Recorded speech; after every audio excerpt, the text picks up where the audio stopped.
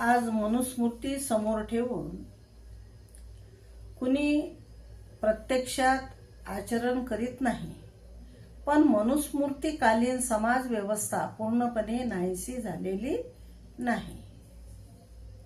आजच्या शासन प्रणालीत सुद्धा तेच मन प्रवाहित झालेलं दिसते. मनुप्रणित नीती नियमांचे ठसे मनामनात रुजलेले आहेत. आपल्या मनातील धारणा ही मनुप्रणित आहे हे कित्येकांना माहीत सुद्धा नाही.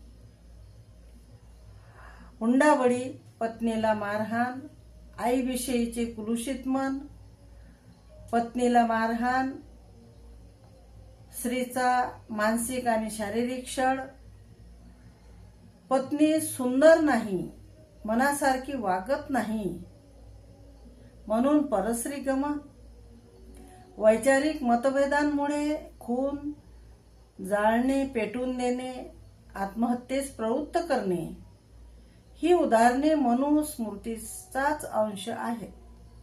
मग आज तरी अत्याधुनिक संशोधनातून हाती आलेल्या साधनांचा परिणाम काय? आम्ही व आमचा समाज खरंच सुधारला का? बदलत्या वैज्ञानिक शोधांच्या गतीने आमच्या समाजाच्या पारंपरिक विषयधारणा जर बदलत नसतील तर त्याला सुधारणा, प्रगती वगैरे ही नावे अशोभनीय आहेत.